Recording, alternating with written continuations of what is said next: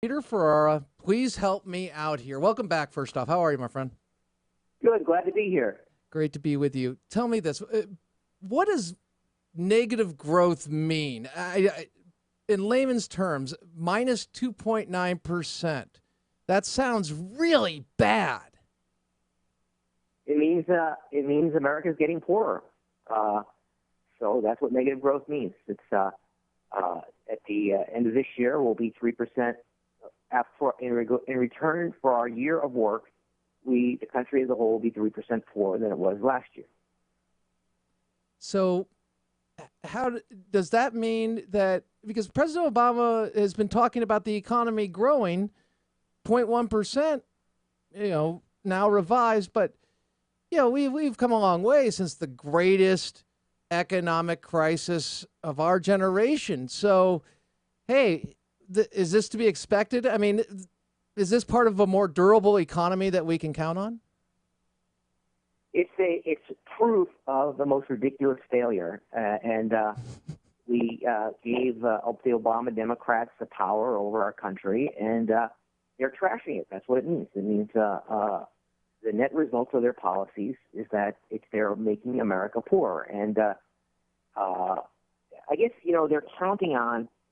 They play on, I call it calculated deception. They calculate what they think the average person won't know and what they think the media won't tell them.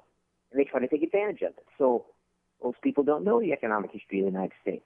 But based on the economic history of the United States, we should be enjoying several years of booming economic growth because the history of recessions is that they are all over within a year and a half at most.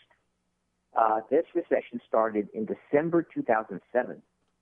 When Obama was elected president, the recession was about to end. And it did officially end, according to the National Bureau of Economic Research, in the summer of 2009.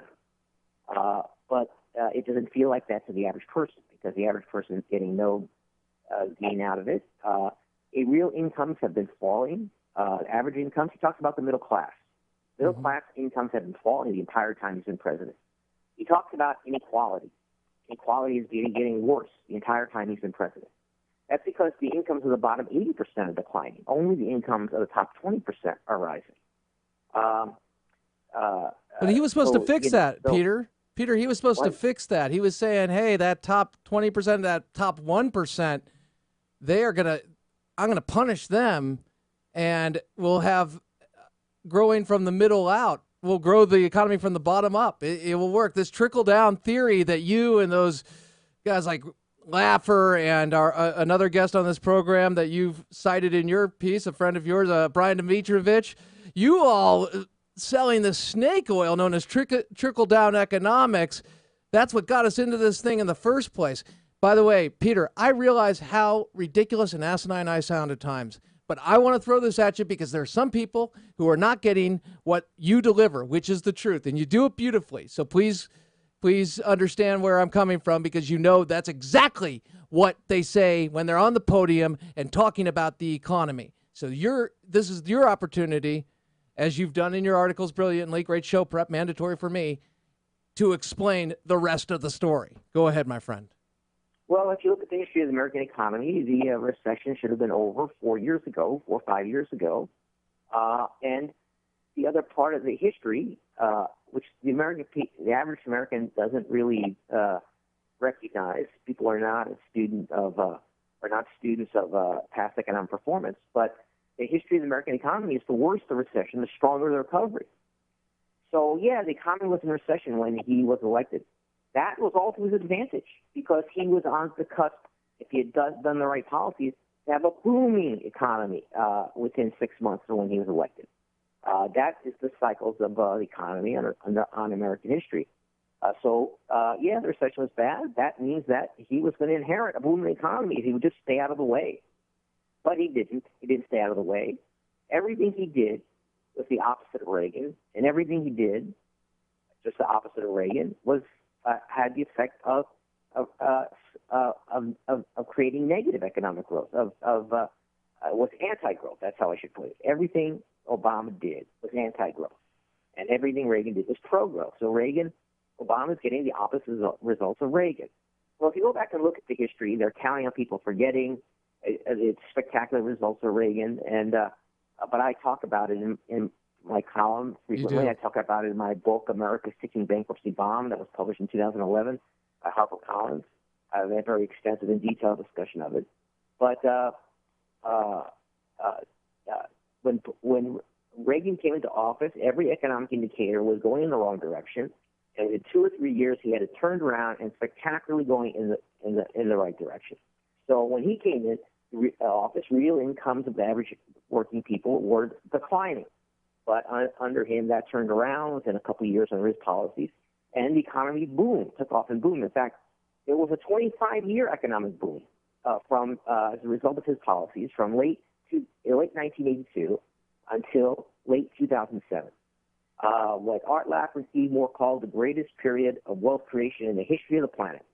More wealth was created in America from 1982 to 2007 than all the prior history of America put together, going all the way back to George Washington.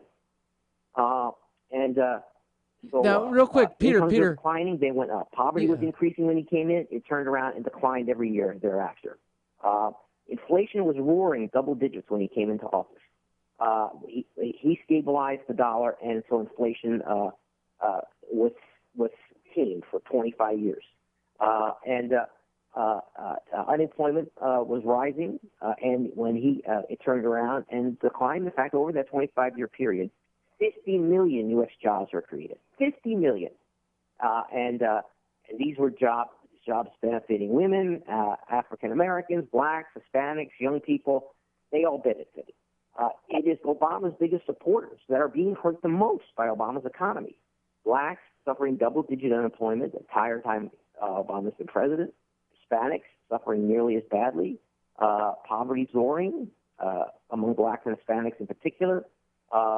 Incomes declining for working people, which includes blacks and Hispanics. Young people can't get decent jobs, and they're still living with their parents. He is turning us into a third world country. So wake up, America, turn off ABC, CBS, and NBC, throw away the New York Times and the Washington Post. These are organs of propaganda that are misleading you. If you want to find out what's really going on, read the editorial page of the Wall Street Journal every day. You do have responsibility. People have died to give you the freedom and to vote.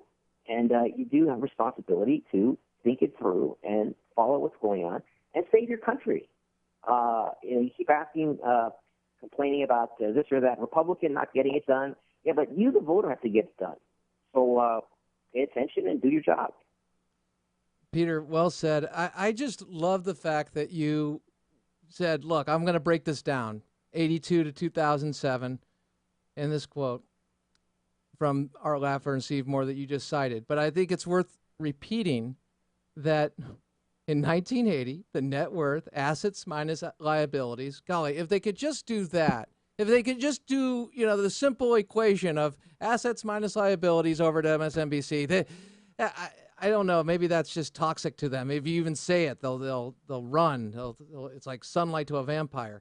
So of all U.S. households and businesses was $25 trillion in today's dollars. By 2007, the net worth was just shy of $57 trillion.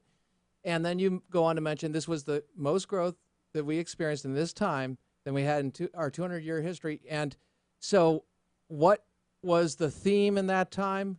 It was freedom.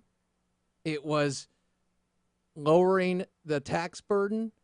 It was, well, if we look at Reagan and certainly under Bill Clinton, we did have a stronger dollar. So we had that. And you had this economic growth.